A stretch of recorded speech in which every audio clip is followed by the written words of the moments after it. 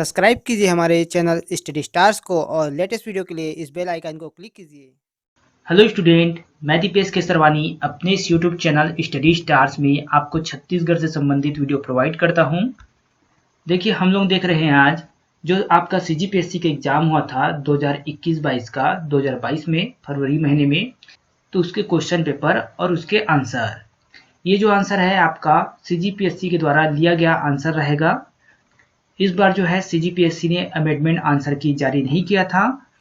जो एक आंसर की जारी किया गया था उसी के अनुसार यहाँ पर मैं आपको आंसर बताऊंगा। तो चलिए देखते हैं। पहला क्वेश्चन देखिए, भारतीय परिषद अधिनियम 1861 के संबंध में निम्न कथनों को पढ़कर सही विकल्प चुनिए। तो देखिए यहाँ पे विकल्प नंबर सेकेंड और थर्ड सही है। तो कौन कौन सा है वो? विधि निर्माण के लिए अतिरिक्त सदस्य की संख्या कम से कम 6 और अधिक से अधिक 12 कर दी गई, तो ये जो है सही है। फिर तीसरा जो है, प्रांतीय और केंद्रीय विषयों में किसी तरह का भेदभाव नहीं रखा गया, तो ये भी सही है। तो ऑप्शन नंबर बी जो है इसका आंसर हो जाएगा। चलिए अगला प्रश्न देखते हैं हम लोग। क्वेश्चन नंबर सेकेंड है आपका, भारतीय परिषद अधिनियम 1892 के संबंध में निम्न कथनों को पढ़कर सही विकल्प चुने। तो देखिए इसका आंसर होता है ऑप्शन नंबर डी, केवल दूसरा। तो दूसरा क्या है? कुल 24 सदस्यों में से गैर सरकारी सदस्य की संख्या 5 थी। तो ये जो है भारतीय परिषद अधिनियम 1892 से संबंधित है। बाकी दो ऑप्शन संबंधित नहीं है। आप इसको पढ़ना चाहे तो पढ़ सकते हैं वीडियो को पॉज करके। आगे बढ़ते हैं हम लोग। क्वेश्चन नंबर थर्ड है आपका, निम्न कथनों को पढ़कर सही विकल्प का चुनाव करें। कथन फर्स्ट है, जेडी डाना ने भारतीय उपमहाद्वीप के चट्टानों के भूगर्भीय इतिहास के लिए एक विशेष भूगर्भिक समय मापक तैयार किया।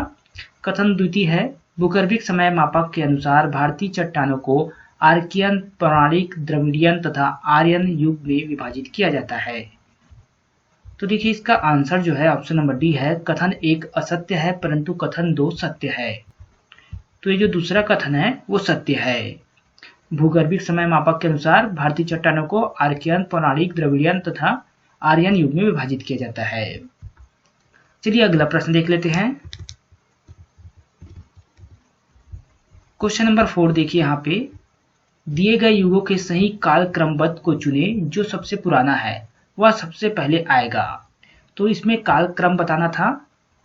इओसीन, मायोसीन, पैलियोसीन, प्लास्टोसीन और होलोसीन, ये जो है युगों के सही काल क्रमबद्ध है। देखिए थोड़ा टफ आया था पेपर 2022 का, उससे पहले काफी सरल आ रहा था सीजीपीएससी का पेपर, लेकिन 2022 में जो पेपर हुआ 2021-22 का वो थोड़ा टफ था। आगे बढ़ते हैं हम लोग अगले प्रश्न की तरफ।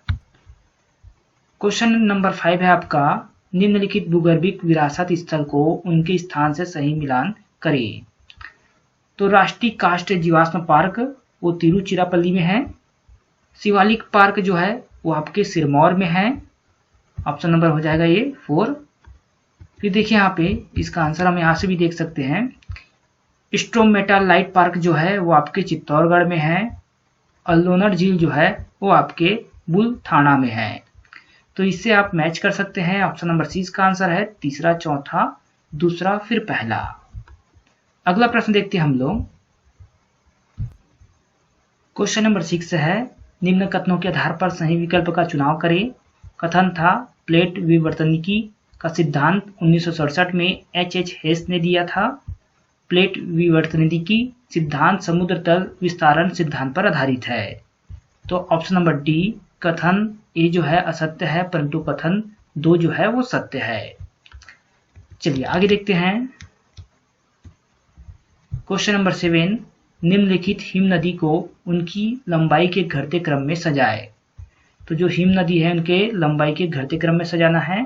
तो हिस्पर, बियाफो, द्रांगद्रुंग, सोनापानी, बारासिगरी, ये जो है इस प्रकार के क्रम हो जाएंगे। चलिए अगला प्रश्न देख लेते हैं अब। क्वेश्चन नंबर 8 है आपका, निम्नलिखित राज्यों को वहां निर्मित बड़े बांधों की संख्या के आधार पर घटते क्रम में सजाइए। तो बांध के संख्या के आधार पर देखिए, तो सबसे ज्यादा बांध कहाँ है? तो मध्य प्रदेश में, उसके बाद गुजरात में, फिर राजस्थान में, फिर तेलंगाना में, फिर आंध्र प्रदेश में। तो ये जो है क्रम हो जाएगा। आगे देखते हैं अगला प्रश्न। क्वेश्चन नंबर 9, UNFCCC COP26 जिसे COP 26 कहा जाता है अधिवेशन में भारत द्वारा दी गई प्रतिबद्धता के संदर्भ में क्या सही नहीं है? तो ऑप्शन नंबर बी, भारत 2030 तक अपनी ऊर्जा जरूरतों का 60% पूर्ति अक्षय ऊर्जा से करेगा। तो ये जो है आपका सही नहीं है। बाकी सही क्या है?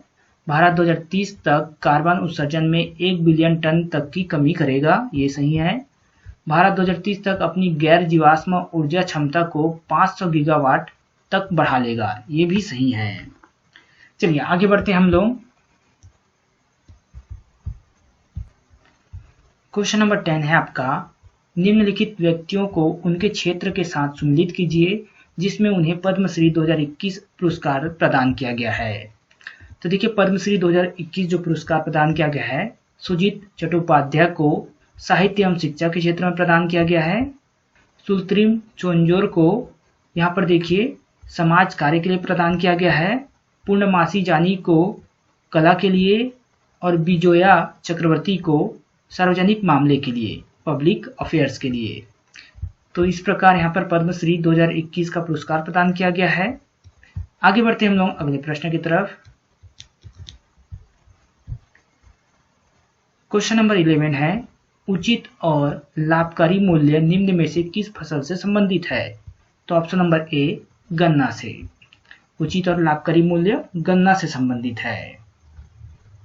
फिर यहाँ पर देखते हैं हम लोग आगे।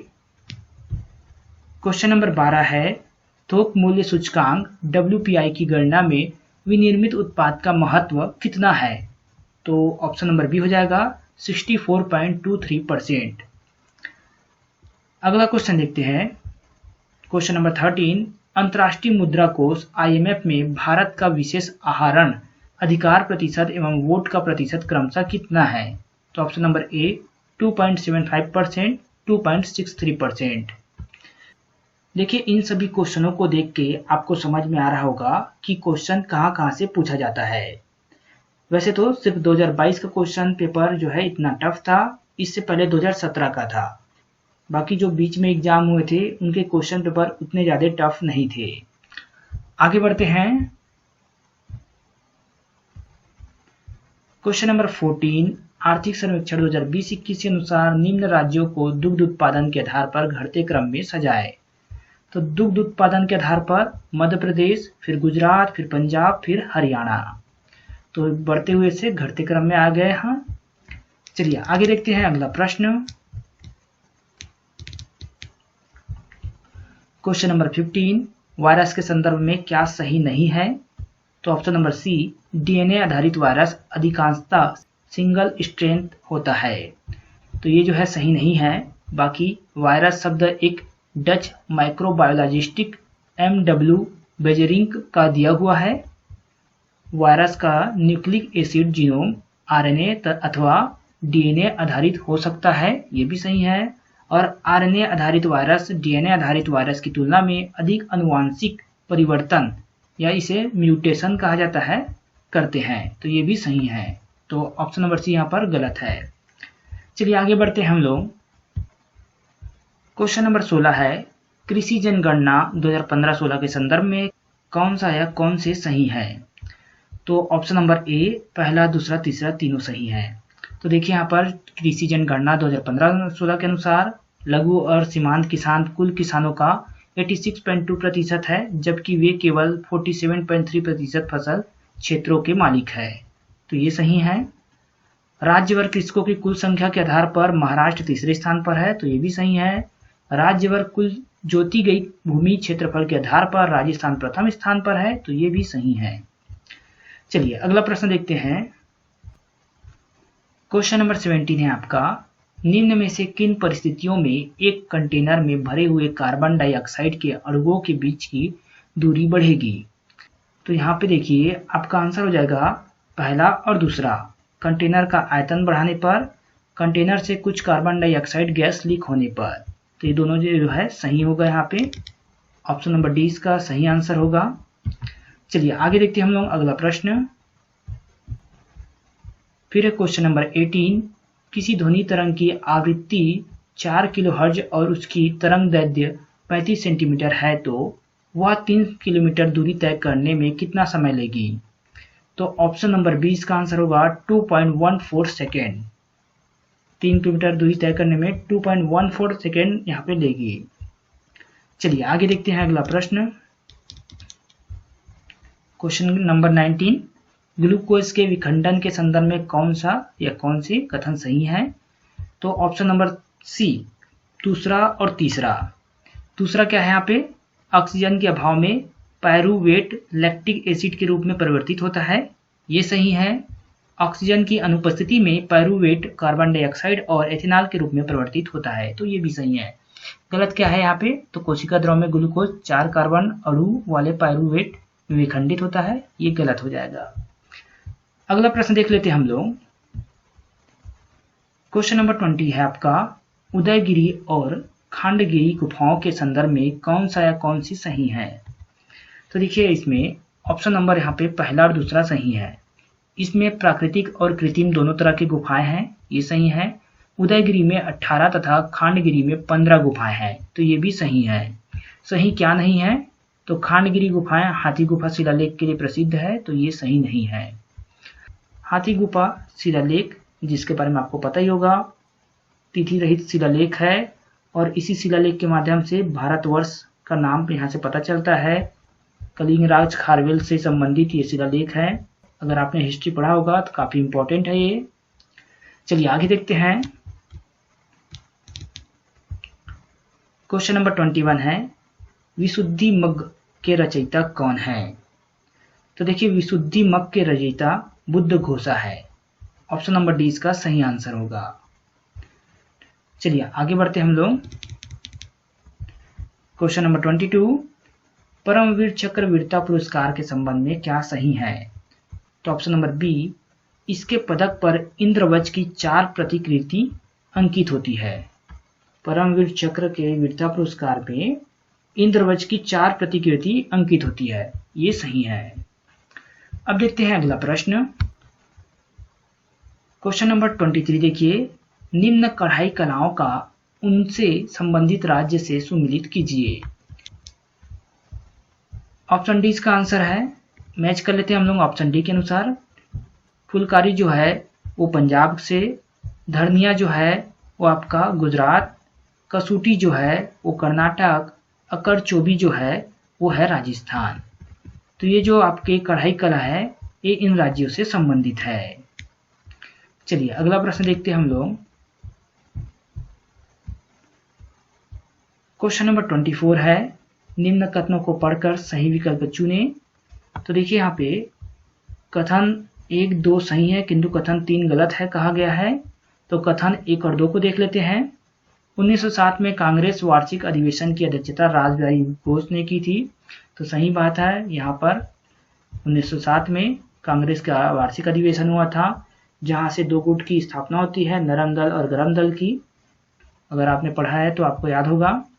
इस अधिवेशन में कांग्रेस 2 गुट में बदल गए, या देखिए यहाँ पे चरमपंथी एवं नरमपंथी के रूप में विभाजित हो गए, तो ये भी सही है। गलत क्या है? 1916 में वार्षिक अधिवेशन में कांग्रेस के 2 गुट चरमपंथी और नरमपंथी का विलय हो गया।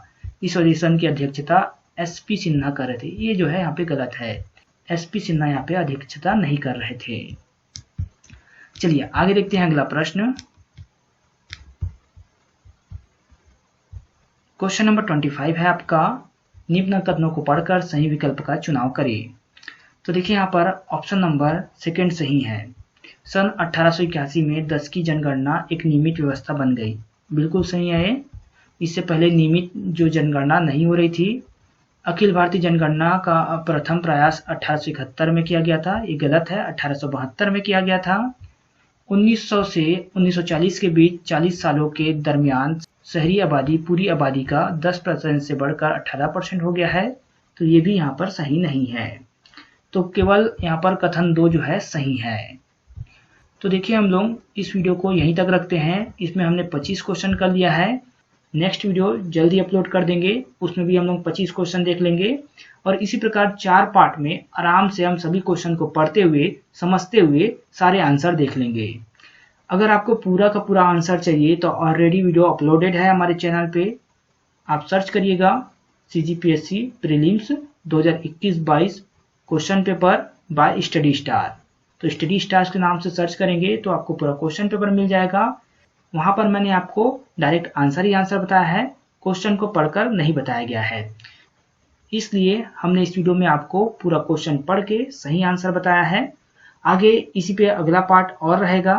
तो अगर आपको ये वीडियो पसंद आया हो तो इस वीडियो को आप लाइक करें, और अगर कोई नया स्टूडेंट हमारे चैनल में पहली बार आया हो तो चैनल को सब्सक्राइब करें। साथ ही नीचे डिस्क्रिप्शन बॉक्स में हमारे टेलीग्राम चैनल का लिंक दिया गया है, वहां से आप हमारे टेलीग्राम चैनल में ज्वाइन करिए।